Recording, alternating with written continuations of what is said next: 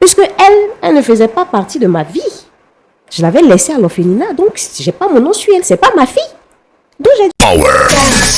Let's go. Alors, dans Priscilla, vous nous dites que depuis 24 ans, vous avez un souci avec votre mère. On voudrait savoir exactement quel est ce souci. Allez-y, vous avez la parole. Bon, des informations que j'avais reçues de ma mère de cœur, ma mère m'a abandonnée à l'orphelinat 2 jours après ma naissance. Et je n'ai plus de nouvelles d'elle. C'est la mère qui m'avait recueillie, qui s'est chargée de moi, qui m'a allaitée, qui a suivi mon éducation. En tout cas, j'ai grandi dans cette atmosphère-là, à l'orphelinat. Et il faut dire qu'il y avait une école, c'est là-bas que j'ai fréquenté. J'ai eu mon CEP, mon BEPC et mon bac. Et au fur et à mesure que je grandissais, elle me parlait de ma mère. Elle me dit qu'on se ressemblait, que c'était une très belle femme, surtout au niveau des yeux, qu'on se ressemblait beaucoup. À chaque fois, elle me parlait de ma mère. En tout cas, je savais que j'avais une mère. Mais avec toute l'affection que ma mère de cœur me donnait, je sentais encore un vide en moi. Je sentais que je manquais encore d'amour. Je sentais qu'il y a quelque chose qui n'allait pas. Et à chaque fois, à l'orphelinat, il faut le dire que ce ne sont pas seulement des orphelins. Il y avait aussi des mamans qui ne pouvaient pas s'occuper de leurs enfants et elles venaient les rendre visite. Et moi, je ne recevais aucune visite, même pas de ma mère, de ma grand-mère, je ne sais pas, mais de personne en fait. Vous avez l'impression d'être seule au monde? Oui, j'avais l'impression d'être seule. Malgré les efforts de ma mère de cœur, je ne me retrouvais pas. Et un jour comme ça, un soir, elle a eu un malaise et elle est tombée.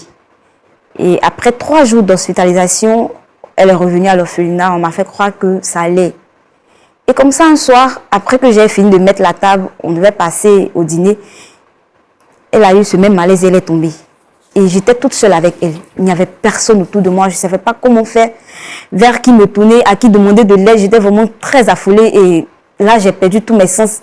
J'appelais de partout, mais aucune réponse. Et là, dans mes mains, elle agonisait, elle suffoquait. Elle avait très mal au cœur. Elle touchait sa poitrine, me disant mon cœur, j'avais mal.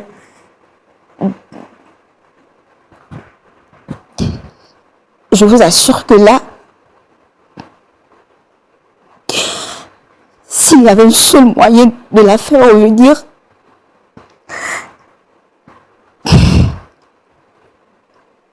prenez courage, c'est pas facile de rappeler. je l'aurais fait, mais de m'aimer, elle a perdu la vie. Je sentais comme le ciel qui descendait sur moi et j'avais tout perdu parce que elle représentait tout pour moi. C'était mon monde. Je ne savais pas que faire.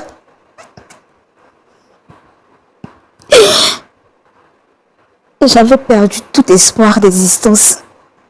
Parce que sans elle, je n'avais aucun repère dans cette vie. 1 semaine, 2 semaines, 1 mois, je n'arrivais toujours pas à faire mon deuil. Parce que je sentais comme une partie de moi qui était partie. Après qu'on ait fini les funérailles, 3 mois après, je me suis reprise et avec tous les indices qu'elle m'avait donnés, je me suis mise à la recherche de ma mère. Elle m'avait déjà donné le nom d'une ville où elle était et je me suis rendue dans cette ville. Effectivement, on m'avait dit qu'elle était là, mais qu'elle avait aménagé dans une autre ville. Et là, je m'y suis rendue. On m'a fait savoir qu'elle avait plusieurs magasins dans cette ville. Et quand je suis partie, arrivée à la gare routière, j'ai demandé, est-ce que vous ne connaissez pas le magasin de Nata Shop? On m'a indiqué et je suis partie. Et avec toutes les informations que j'ai reçues de ma mère de cœur, je lui ai fait savoir que je suis sa fille et qu'elle m'avait abandonnée à l'orphelinat 2 jours après ma naissance. Moi qui étais toute heureuse de retrouver ma mère, je me suis dit que avec ça, bon, je me suis dit qu'elle aussi, elle me cherchait après toutes ces années. Et je suis partie, arrivée là, je lui ai fait comprendre que je suis sa fille et qu'elle m'avait laissé tout et tout. Et grande fut ma surprise de savoir que elle ne voulait pas de moi. Elle m'avait refoulée. Je n'y arrivais pas parce que je venais de perdre quelqu'un qui m'était cher. Je n'avais pas encore fini de faire son deuil. C'est vrai qu'il y avait longtemps, mais je n'avais vraiment pas encore fini de faire le deuil. Et là, je me dis que je vais retrouver ma mère biologique qui va encore me donner un peu de sourire, mais c'était peine perdue. C'était peine perdue. Quand elle m'a refoulée, j'avais vraiment très mal au cœur. Et avec ce mal-là, je suis retournée. 6 mois après, je me suis dit que c'est peut-être la manière de la rechercher qui ne lui a pas plu. Donc, je suis retournée encore à son magasin 6 mois après. Et là encore, j'ai été encore vraiment très surprise. Parce qu'elle est allée même m'accuser d'être une voleuse dans le marché, où j'ai été vraiment tabassée par les femmes du marché. Et c'est une dame généreuse qui m'a, avec tous les coups que j'avais reçus, qui m'a envoyée à l'hôpital. Et c'est là que j'ai reçu les soins. Et à partir de là, j'avais décidé de ne plus revoir cette femme. J'ai décidé de l'oublier, de ne plus entendre parler d'elle. C'est vrai qu'elle soit ma mère biologique, mais j'en avais assez de ces humiliations. Et après ça, je suis retournée à l'orphelinat. Le seul endroit où je pouvais trouver un peu de paix, un peu de joie, un peu de quiétude. Là-bas, je travaillais avec les enfants, j'aidais les dames à s'occuper des enfants. Et là-bas, j'ai rencontré quelqu'un, un jeune qui vraiment voudrait faire chemin avec moi. Et comme ça, il m'a fait savoir il m'avait demandé si j'avais une famille. Je lui ai dit oui, que j'ai une mère. Mais elle n'a pas voulu de moi. Elle n'a pas voulu de moi. Et comme il veut demander ma main d'aller rencontrer cette maman-là. Et je n'ai plus voulu aller comme j'allais auparavant. Voilà pourquoi je l'ai fait ici. Et je crois bien que, étant ici, je pourrais trouver solution à mon problème. Pourquoi cette démarche auprès d'elle? Est-ce que vous ne pensez pas que vous êtes en train de forcer sa main? Bon, elle pourrait penser que je force sa main, mais c'est ma mère. C'est ma mère et je sens toujours ce vide-là en moi. Je veux vraiment combler ce vide. Même si elle ne veut pas m'accepter en tant que sa fille, mais moi je la veux comme mère. Quelles sont les preuves que vous avez qu'elle est effectivement votre mère? Est-ce que ce n'est pas le désir de forcément retrouver votre mère qui vous fait voir tout le monde comme votre mère en même temps? Bon, peut-être le désir, mais j'en suis persuadée que c'est ma mère. Parce que quand je m'approche d'elle, j'ai ce sentiment d'être vraiment à l'aise avec elle. Ces 2 fois... Est-ce que la maternité ou bien la filiation, le lien entre une mère et une fille se définit seulement par un sentiment? Parce que vous avez dit que votre mère de cœur, vous avez donné des indices, mais qu'est-ce qui prouve que ces indices-là sont vérifiés? Bon, je ne sais pas si c'est vraiment vérifié, mais avec tous les indices que j'avais eus, j'étais certaine que c'était elle. Qu'est-ce qu'elle vous a dit exactement? Elle m'avait parlé de sa taille, de son teint, de son visage, qu'on se ressemblait surtout au niveau des yeux, que j'avais les mêmes yeux que ma mère. Est-ce qu'en dehors du témoignage de votre mère de cœur, vous avez d'autres personnes qui ont confirmé qu'elle était votre mère? Oui. Il y avait les secondes mères qui étaient là, qui ont aussi confirmé. En dehors de l'orphelinat? En dehors de l'orphelinat, non, parce que c'était mon monde. Je n'avais aucun endroit où aller. C'était là que j'ai fait toute mon enfance, mon adolescence et tout. Donc, c'est là que je connaissais l'orphelinat ou rien. Et qu'est-ce que vous attendez aujourd'hui en venant sur ce plateau? Aujourd'hui, ce que j'attends de ma mère, c'est qu'elle me reconnaisse en tant que son enfant, en tant que l'enfant qu'elle a porté en son sein durant 9 mois. Je n'attends que son amour. C'est quoi le nom de votre mère, rappelez-moi? C'est Nathalie. D'accord. Pasteur Choumo. Non. Bon, c'est le dernier numéro de la saison. Oui, Et on voit un peu de tout ici sur le plateau. c'est cela. Voici donc notre sœur Priscilla. Elle dit qu'elle est née dans une... elle a grandi sans connaître effectivement ses parents. Elle a grandi dans un orphelinat. Après qu'elle ait vécu dans cet orphelinat, elle sentait en elle le désir de connaître sa véritable mère, sa mère biologique. Malgré tout l'amour que les responsables de l'orphelinat, ou notamment sa mère de cœur lui donnaient, elle sentait en elle ce désir de connaître sa mère biologique. Ainsi donc, elle va commencer à poser des questions à sa mère de cœur, qui va lui donner des indices, lui disant qu'elle a été abandonnée quand elle était toute petite. Et c'est sur la base de ces indices-là, après le décès de sa mère de cœur, qu'elle décide maintenant de retrouver sa mère biologique. Les enquêtes vont la conduire vers une femme, après confirmation de plusieurs personnes. Cette dernière va la rejeter à 2-3 reprises. Alors, voulant avoir l'esprit tranquille et l'esprit net, étant convaincue que cette dernière est sa mère, et sachant qu'elle a véritablement besoin d'elle, elle vient sur ce plateau pour essayer de voir dans quelle mesure elle peut se réconcilier avec cette dame, parce qu'elle a vraiment besoin d'elle, et elle est convaincue à 100% que cette dernière est sa mère. On peut recevoir sa mère? On va la recevoir. Nous allons recevoir Dame Nathalie ici maintenant, sous vos applaudissements, s'il vous plaît.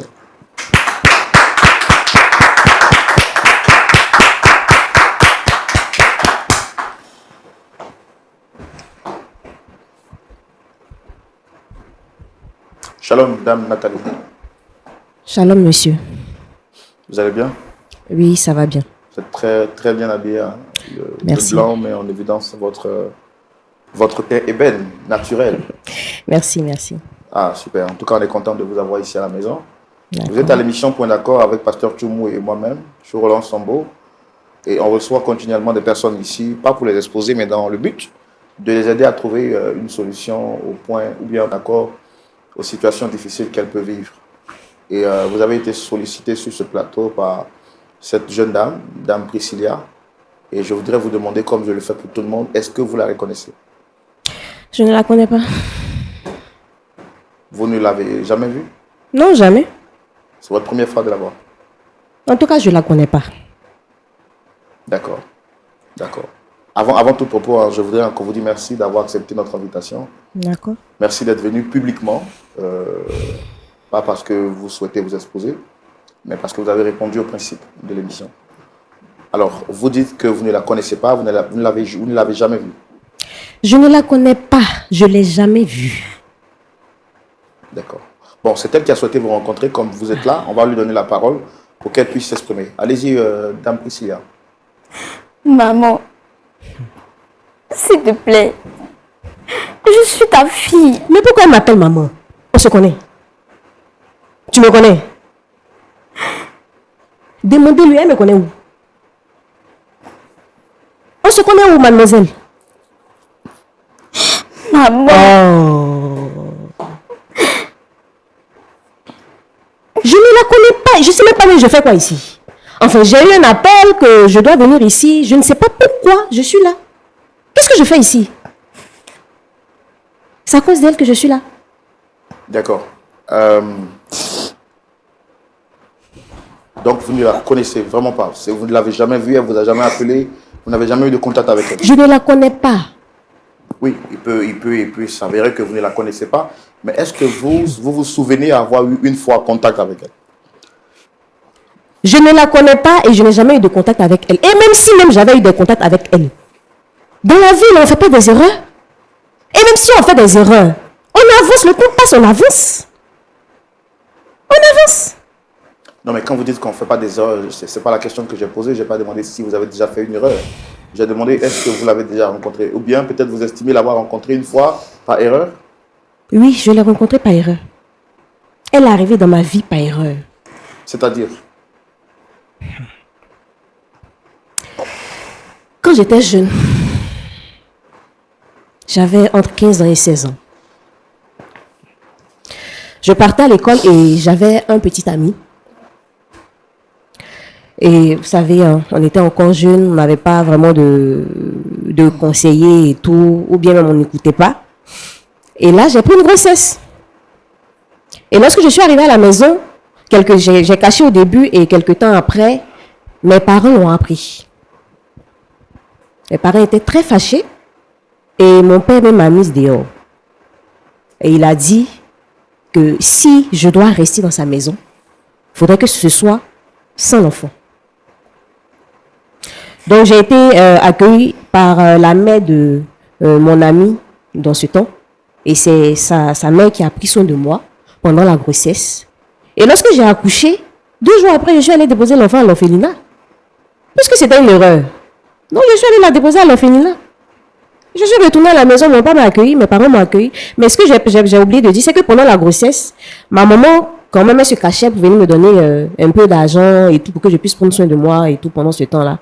Et lorsque j'ai fini et tout, que j'ai accouché, je suis partie déposer l'enfant à l'orphelinat. Parce que ma copine m'avait dit que dans le temps, à l'orphelinat, c'est pas que les enfants orphelins qui étaient là-bas. Il y a des femmes qui ne pouvaient pas s'occuper des enfants et tout, qui partaient laisser leurs enfants là-bas. Donc, j'ai eu une échappatoire, je suis allée la déposer là-bas. Je suis retournée à la maison en famille, ma vie a poursuivi son cours.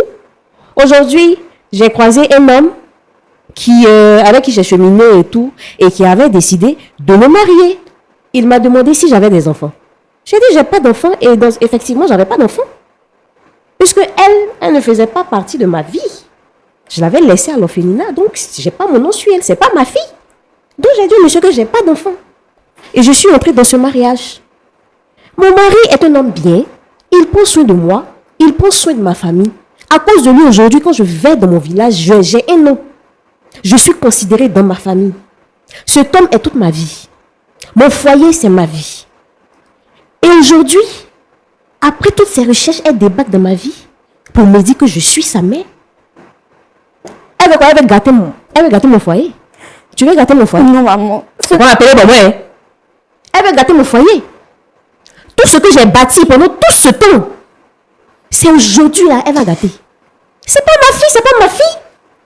Qu'elle aille chercher sa mère ailleurs. D'accord. Au moins, vous reconnaissez l'avoir portée pendant 9 mois. Oui, elle était dans mon ventre pendant 9 mois. D'accord. Mais donc, si je comprends bien la raison pour laquelle vous ne voulez pas reconnaître la maternité de cette fillette ou bien de cette fille, c'est parce que vous préservez aujourd'hui votre vie de couple. Ou est-ce qu'il y a d'autres raisons? Excusez-moi, cette émission, déjà même ma présence ici me porte préjudice. Parce que ça va porter. Et ça va porter sa voix. L'émission sera vue partout en Côte d'Ivoire. De temps en temps, moi, je regardais l'émission. Mais là, le fait même que je me déplace, je viens de m'asseoir ici. Quand mon mari va voir ça, mon mariage est déjà en danger. Le fait même de dire que celle-là, c'est ma fille là. Mon mariage est en danger. Pourquoi c'est aujourd'hui, elle cherche sa maman? Mon mari est en train de me construire une grosse villa au village. Quand on rentre dans mon village, il n'y a pas de plus grande maison que cette maison-là. Elle veut que ma vie devienne quoi enfin? Elle n'a pas participé à ma vie. Qu'est-ce qu'elle veut faire dans ma vie maintenant? Je lui ai dit que j'ai besoin d'elle. Je n'ai pas besoin d'elle. Donc, au nom d'une maison, vous êtes capable, vous, de rejeter votre sang? Je ne la rejette pas. Mais ce n'est pas ma fille. Je n'ai pas mon nom sur elle. Demandez-lui son extrait, est-ce qu'il y a mon nom dessus? Aujourd'hui, on reconnaît l'enfant de quelqu'un lorsqu'il y a son nom sur son extrait. Si je dis c'est pas ma fille, c'est pas ma fille. Ne voyez-vous pas que la ressemblance est flagrante entre vous? Je ne vois pas la ressemblance. Hein. Je ne vois pas. Ça ne vous dit rien qu'un enfant que vous avez porté 9 mois durant, aujourd'hui est en train de tirer le diable par la queue dans un orphelinat, pendant que vous vivez une vie de luxe, vous vous vantez de ce que votre mari est en train de vous construire une grande maison. Pensez-vous pas que s'il vous aime réellement, il pourrait accepter l'enfant qui est sorti de vos entrailles? Est-ce que vous pensez que Dieu serait fier de vous? Est-ce que si votre mère ne vous avait pas reconnu aujourd'hui, vous seriez en train d'être ce que vous êtes aujourd'hui? Je suis née de façon normale dans la vie de mes parents. Hein. Comme je l'ai dit au départ, elle, c'était une erreur. C'était une erreur et j'ai corrigé l'erreur. Je l'ai envoyée à l'orphelinat où là-bas, on peut lui donner tout l'amour qu'elle recherche. Elle a été toute son enfance là-bas. Ce qu'elle recherche comme amour, elle n'a pas reçu. Il y a plusieurs mères là-bas. Il y a plusieurs mères là-bas où tu n'as pas reçu assez d'amour à l'orphelinat. Mais maman... Faut pas m'appeler maman, hein. Faut pas que tu vas m'appeler maman. S'il te plaît, je ne suis pas venue dans ta vie pour détruire ton mariage. Je veux seulement que tu me reconnaisses en tant que ta fille. Bon, je te reconnais. Et puis, qu'est-ce qui change dans ta vie? Je te reconnais. Hein? Qu'est-ce qui change dans ta vie? Qu'est-ce qui change dans ta vie? En fait, tu étais comme un malheur pour moi, quoi. Maman! Il ne faut pas m'appeler maman. Tu es giflé. Tu es giflé même. En fait, tu étais venu dans mon magasin. Une première fois, je t'ai caressé dans le sens du poil. Tu es venu une deuxième fois. Je t'ai montré un peu de quoi je suis capable. Mais là, tu veux que mon côté tigresse la sorte. Il t'est frappé sur le plateau ici, puis je vais partir. C'est quelle émission même? C'est quelle émission? Tu m'as pas assez honni là-bas? Tu es venu une fois, deux fois, les gens vont quand voir que, ah, il y a une fille qui est venue dans mon magasin, ils vont aller dire ça à mon mari. Hein? Mais ce n'est pas mon intention, maman. Bon, quelle est ton intention? Je te reconnais, puis qu'est-ce qui change dans ta vie? Faut me dire, qu'est-ce qui change dans ta vie? Tu es devenue une grande fille? Ou bien, où tu es là, tu as besoin de quel amour maternel? Tu peux avoir des enfants, donne-leur l'amour maternel que tu n'as pas reçu. Quel est le problème? Je t'ai dit que j'ai besoin de toi dans ma vie. J'ai besoin de toi dans ma vie. J'ai pas besoin de toi dans ma vie. J'ai d'autres enfants qui comme se vident aussi au niveau. Il n'y a même pas de vide même. Maman, s'il te plaît. Arrête de m'appeler maman. Sinon, ça va aller mal pour toi. Parlez-lui. Je suis pas sa mère. Maman, au fait, c'était juste annoncer une très bonne nouvelle. Je chemine avec quelqu'un et ce dernier veut rencontrer ma famille. Et comme tu es la seule famille qui me reste, voilà pourquoi j'ai tenu à te rencontrer ici. Pour qu'on fasse la paix, que tu me reconnaisses en tant que ta fille. Il veut cheminer avec toi, cheminer. Est-ce que quand vous cheminez là, vos parents, bon, lui-même il chemine avec toi, ses parents sont à ses côtés, puis vous marchez. Et puis vous vivez ensemble. Pour cheminer avec un homme là, est-ce qu'on a besoin d'avoir les parents prêts? Moi, mon papa est décédé. Mais je suis mariée ici dans mon foyer. Tu as avec ta mère forcément. Mais comme je l'ai dit à l'orphelinat, là, il y a beaucoup de mères là-bas. Il y a beaucoup de femmes qui se sont occupées de toi. Donc va, je sais pas moi. Va et sois près de toi. Pourquoi forcément moi? Mais attends. Monsieur l'animateur, est-ce que c'est forcé? Je sais pas sa mère. Qu'est-ce qu'elle peut pas comprendre? Vous n'avez aucun remords à l'instant T? Vous n'avez aucun remords? J'ai pas de remords. Hein. J'ai pas de remords. Pendant le temps où j'ai pris la grossesse, comme je l'ai dit, j'étais un enfant. J'étais encore très adolescente. Et comme j'ai dit, c'était une erreur. Et l'erreur a été corrigée, donc il n'y a pas de remords. D'accord, ok. Pas de souci. Docteur Choumou. Oui, Roland. Je vais, sans transition aucune, vous donner la parole parce que vous avez suivi avec moi cette histoire de bout en bout. Il se sera dans la rubrique à la loupe de la parole. Nous voici, Pasteur Choumou, à l'étape où vous prenez la parole pour nous donner votre avis, mais également les conseils à la lumière de la parole de Dieu. Dame Priscilla est venue sur ce plateau pour demander notre soutien. Effectivement, j'avais un peu de confusion dans mon esprit par rapport à ce qu'elle me disait quand elle voulait forcément que celle qu'elle appelait sa mère soit effectivement sa mère. Venue sur ce plateau, Dame Nathalie n'a pas, au départ, elle a commencé par nier, mais par la suite, elle a fini par affirmer que effectivement, Priscilla était son enfant, mais c'était une erreur. Et une erreur, ça se corrige. Les choses anciennes sont passées pour elle. Désormais, elle se concentre sur son présent, sur son mari qui représente tout pour elle, et elle n'a pas envie de gâcher cet avenir, pour ne pas dire ce beau mariage qui lui est réservé dans cette relation où elle vit le paradis sur terre. Quel est votre point de vue, Pasteur Choumou? Ce sera dans la rubrique à la loupe de la parole. Vous avez la parole, Pasteur Choumou. Merci, mon frère Roland. Je vous salue, madame. Oui. Bonjour, pasteur. Okay. Shalom, pasteur. Dans la vie, il y a plusieurs choses. Dans la vie, quand on apprend une nouvelle que nous n'apprécions pas vraiment, ça nous fait un choc. Et ça, je comprends.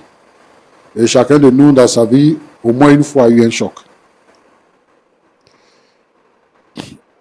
Lorsque on est vraiment dans l'abondance, très souvent, ça déforme notre caractère. Et aussi, quand on est dans la misère, ça déforme également notre caractère. Cette jeune fille est venue nous voir pour nous dire qu'elle est à l'université, qu'elle est en fin de cycle. Et que la mère qu'elle a eue à l'orphelinat est décédée. Au stade où elle a besoin de construire sa vie en allant devant. Seulement que celui qu'elle a rencontré voudrait l'épouser et il veut au moins s'adresser à un membre de sa famille. En fait, sa démarche, ce n'est pas de venir chez vous à la maison. Ce n'est pas de venir rester avec vous. Mais sa démarche, c'est que elle voudrait au moins qu'il y ait quelqu'un, peut-être pour prendre sa dot, ou bien la conduire devant l'autel. Donc c'est la démarche qu'elle est en train de faire. Quand les jeunes sont à l'âge nubile, quand ils sont adolescents, et que ce genre de choses arrivent dans leur vie, on comprend que ça fait un choc. Et c'est le choc que tu as eu. Et tu as bâti ta vie sans elle. Mais je veux savoir, puisque elle est à la recherche de ses parents, est-ce que tu as les nouvelles de son père? Si tu as les nouvelles de son père, je pense plutôt qu'il faut l'orienter vers son père, puisque toi tu protèges quelque chose. Peut-être que lui, il peut être là pour elle. Peut-être. Donc, ce que nous faisons aujourd'hui, c'est un plaidoyer que nous faisons pour cette jeune fille qui a besoin d'une famille au moins dans sa vie, qui a besoin de quelqu'un. L'affection de la mère, là, ça ne finit pas. Même nous-mêmes, étant âgés, ayant atteint le 3e âge, la mère est une personne très spéciale et très particulière dans la vie d'un enfant. Et donc, c'est pour ça. Elle a fait tellement de recherches avant de vous trouver.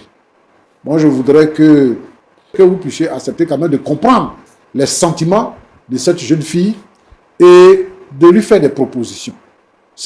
Moi, je ne veux pas que vous puissiez la rejeter comme ça, mais de lui faire des propositions, les propositions qui peuvent garantir votre sécurité dans votre foyer, garantir vos moyens financiers et tout ça.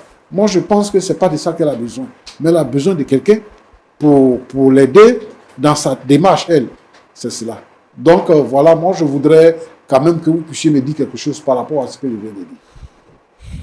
Elle dit qu'elle a reçu une information de moi. Oui. Sur mon physique, sur mon nom, sur ce que je faisais, n'est-ce pas? Je ne la reconnais pas en tant que ma fille. Maintenant, elle aurait dû passer par là, en me disant qu'elle veut aussi rechercher son père. J'allais lui donner les informations, elle va aller chercher son père. Ton père, il est grand d'état, il est noir. Il a des yeux tirés aussi. Il faut partir le chercher en ville là-bas. Moi, je ne suis pas ta maman. Et je n'ai pas besoin d'elle dans ma vie. Si elle a besoin d'affection, qu'elle reste avec les femmes de l'orphelinat. Je n'ai vraiment pas besoin d'elle dans ma vie. Je ne sais pas si je me fais comprendre. Présentement là, comme je l'ai dit au départ, c'est mon foyer qui est important que tout. La famille que j'ai fondée, elle ne fait pas partie de ma famille. À cause de Marie, aujourd'hui, la tombe de mon père est en train d'être faite. Quand mon papa est décédé, moi et mes frères ici, on s'est mis ensemble. On devait faire la tombe de mon père. Mais on ne pouvait pas, parce que les dépenses étaient trop. Mais quand j'en ai parlé à mon mari, le lendemain, il allait prendre les choses, les carreaux et tout. Il a refait la tombe de mon père. Quand on rentre au cimetière, c'est lui seul, sa tombe est carrelée au village. Cet homme qui est en train de tout faire ça pour moi, pour ma famille. Dois-je tout gâter pour elle?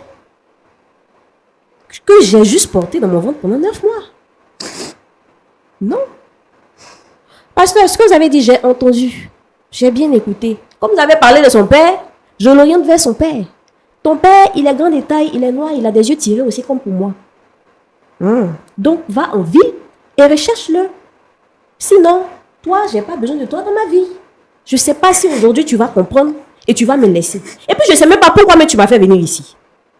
Tu mets en main... tu vas faire... Je commence à bégayer parce que tu es en train de m'énerver en fait. Tu mets à mal mon business. Madame. Tu connais les boutiques Nata Shop? Madame. Tu connais... Pasteur, excusez-moi. Non, c'est avec moi. Tu connais les boutiques Nata Shop? Vous avez déjà fini là-bas. C'est avec moi maintenant qu'on parle. Ça, là, on a déjà entendu ça. C'est ça ce que tu es en train de dire là. On a déjà entendu ça. Il faut lui dire le nom de son père. Il faut lui dire où son père. Ton père s'appelle William. Je n'ai aucune nouvelle de lui parce que dans le temps où j'étais enceinte, lui-même, je ne connaissais pas où il habitait. Je ne connaissais pas sa famille. Donc, du coup, comme je l'ai dit, je me suis retrouvée avec la mère de ma copine. Et c'est elle qui a pris soin de moi jusqu'à ce que toi, tu naisses. Donc, ton père, à part son nom, son prénom William et sa taille et tout ce que j'ai donné comme information, je ne sais pas où il est. Donc, comme tu es un très bon détective, va chercher ton père. Il s'appelle William, il est grand de taille, il est noir, il a des yeux tirés. Roland. Oui, pasteur. La vie est bizarre. Hein? Il y a des femmes qui donneraient tout pour avoir un enfant. Pour ne serait-ce qu'avoir un enfant. Et aujourd'hui, voilà un enfant qui recherche sa mère et par la grâce de Dieu qui a trouvé sa mère et sa mère qui ne veut pas la reconnaître. Sous prétexte qu'elle va perdre ses biens si on l'accepte. Mais moi, ce que je veux dire, c'est qu'elle est née là. Ce n'est pas elle de sa faute. C'est la mère qui est partie derrière garçon Et puis elle est tombée enceinte. Et une personne qui est née innocente va souffrir dans la vie pour quelque chose dont elle n'est pas témoin. Moi, je voudrais dire ceci. Que comme elle a vécu dans la maison de William, là, chez la maman de William, elle aurait abandonné l'enfant là-bas pour partir. Elle a pris l'enfant pour l'envoyer à l'orphelinat. Elle dit qu'elle ne connaît même pas les parents de William. Elle a dit que elle a laissé, quand ses parents l'ont chassé là, c'est la mère de William qui l'a recueilli. C'est pas ce qu'elle a dit. C'est pas la mère de William, c'est la mère de ma copine. William, je ne connais pas sa famille. Je ne connais pas sa famille. Je ne savais pas où ils habitaient. Donc, du coup, lui-même, je ne l'ai pas rencontré. Parce que quand il a appris que j'étais enceinte, il a coupé les ponts avec moi. Je l'appelle, son numéro ne passait pas. Donc, ce que William a fait là, c'est ça qui fait payer à l'enfant. Parce que William t'a abandonné après t'avoir engrossé. Donc, c'est ça que tu fais payer à l'enfant. L'enfant qui est innocent, tu lui fais payer ça. L'enfant est innocent, tu as dit à ton mari que tu n'avais pas d'enfant. Il faut lui expliquer que tu as eu un enfant parce que tu as eu un enfant. Si tu n'as pas eu un enfant, elle ne peut pas être là. Tu as eu un enfant. Il faut dire à ton mari que voilà les conditions qui ont fait que je n'ai pas reconnu l'enfant. Mais si tu ne veux pas, l'enfant ne va pas venir à la maison. Mais j'ai eu un enfant. Ça aussi, on peut le faire. Mais les gens qui ont besoin d'enfants sont nombreux. Je vais interpeller ici certains parents irresponsables. Même quand on est élève et qu'on a un enfant, il faut assumer. Voilà, il faut assumer. Et donc, moi, je veux interpeller tous ceux qui ont eu des enfants qui n'ont pas reconnu ces enfants-là. Que ce soit femme ou homme. Parce que William, même, il est pire. Elle, au moins, elle a cherché à garder la vie de l'enfant pour la mettre à l'orphelinat. Donc, les femmes de l'orphelinat, là, c'est elles qui connaissent pas William. Elle, au moins, elle a cherché ça. Mais William n'a pas fait. Et il y a des jeunes comme ça. Ils vont vers les filles, ils enceintent les filles, ils les abandonnent avec les enfants, et la pauvre fille, elle souffre avec l'enfant jusqu'à pour que l'enfant devienne quelqu'un. Quand l'enfant devient quelqu'un maintenant, c'est là lui va sortir de sa tanière pour venir reconnaître l'enfant. Bon, moi, ça là, ce que je vois aujourd'hui, je n'ai jamais vu. Où une mère rejette son enfant à cause des biens. Moi, je n'ai jamais vu ça.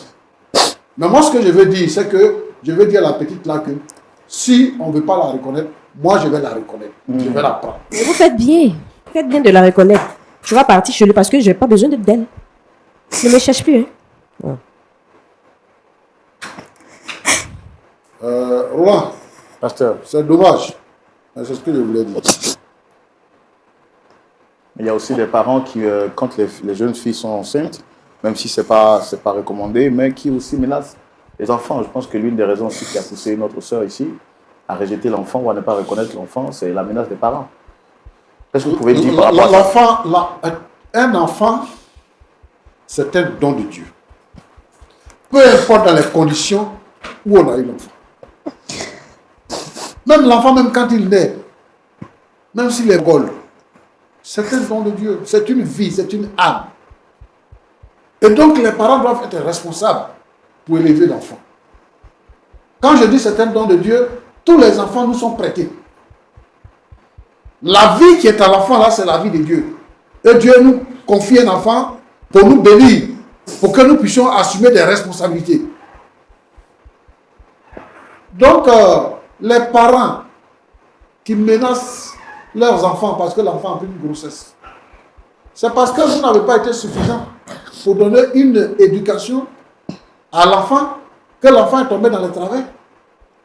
Donc, si l'enfant vient avec une grossesse, ou bien si ton fils a enceinté la fille de quelqu'un, comportez-vous en homme et en femme responsable pour élever l'enfant. Voilà ce que vous avez provoqué, vous avez causé. En mettant pression sur vos enfants, voilà une fille qui a ses parents vivants, qui grandit à l'orphelinat et qui est en train de errer pour chercher des parents à avoir. Et ça là, on peut trouver plusieurs ici, dans le pays, ici en ville, partout. J'ai rencontré quelqu'un, il est blanc. Blanc. Quand tu le vois, il est totalement blanc. Il serait le fruit d'un exploitant forestier italien qui était venu, il a engrossé une femme et puis il l'a laissé. Il n'a pas reconnu la grossesse. L'enfant a grandi sans connaître son père. Un jour, il est venu se confier à moi. Et puis, bon, il est resté avec moi pour venir à l'église. Et ça, c'est dommage. Les hommes sont devenus fous. Excusez-moi du terme. Mais il faut que les parents soient responsables pour élever les enfants.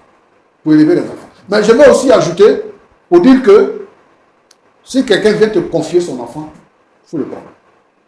Si un enfant même n'a plus d'espoir et qui vient se confier à toi, il faut le prendre. C'est Dieu qui récompense. Même si en grandissant, si l'enfant a grandi après et dit que tu n'es pas son parent, ça c'est pas un problème. Tu auras accompli la volonté de Dieu. Ce que nous devons faire pour les enfants, on n'entendra rien en retour, mais on aura accompli la volonté de Dieu. Et la récompense, c'est Dieu qui nous la donne. Donc je voudrais vraiment inviter ici tous ceux qui peuvent prendre des enfants, qui peuvent les élever, qui peuvent les éduquer, qui peuvent leur donner un peu de joie de le faire. Que Dieu vous bénisse. Amen. Amen.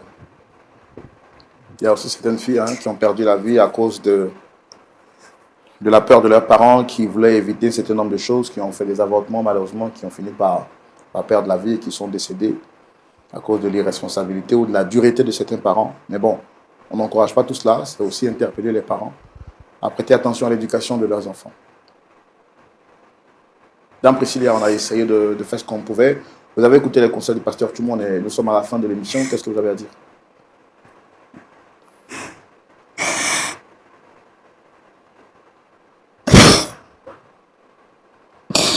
J'aurais tellement aimé repartir avec ma mère. Qu'elle me donne cet amour que je cherche tout.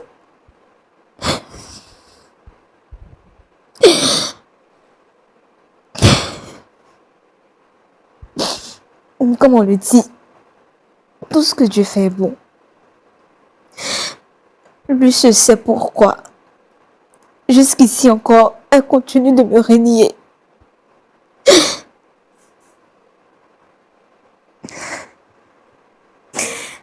Tout ce que je peux souhaiter pour elle, qu'elle soit heureuse dans son foyer.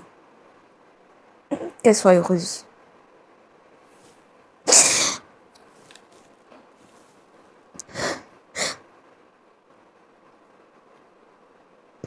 Dame Nathalie, est-ce que vous avez quelque chose à rajouter après ce que le pasteur vient de dire?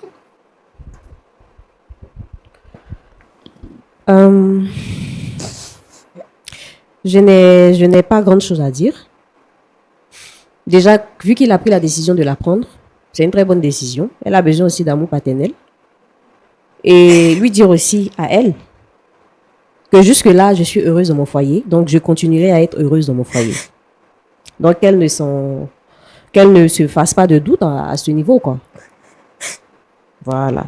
Maintenant, le fait qu'elle m'ait envoyé ici, là, c'est ce que je n'ai pas apprécié. Parce qu'à cause d'elle, cette histoire qui était dans mon passé enfouie a ressurgi. Et si mon foyer prend un coup, qu'elle s'attende à moi. C'est tout ce que j'ai à dire.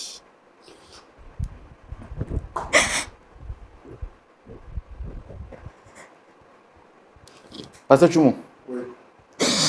Qu'elle s'attend à moi, là, ça veut dire quoi? C'est ça. Nous sommes dans un pays de droit. C'est une enfant qui recherche sa mère. Et elle a parfaitement le droit. Elle a le droit de rechercher sa mère. Et nous sommes dans un pays de droit. Donc, on a entendu ce qui s'est passé. Moi, je dis une chose. Que la fille, elle a besoin de paix. Si elle ne veut pas la recevoir, moi, je vais la recevoir. Mais à partir d'aujourd'hui, j'aurai les yeux ouverts. S'il arrive quelque chose à l'enfant, Qu'elle s'attend à nous qu'elle aussi. s'attende à nous aussi. C'est une affaire d'yeux ouverts.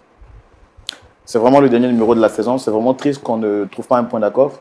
Et ceci montre qu'il y a tellement de choses qui nous sont réservées dans ce monde. Mais nous avons l'espérance que Dieu peut réconcilier les cœurs. Il incline le cœur des rois comme un courant d'eau. C'est pourquoi, pasteur, on va terminer en priant.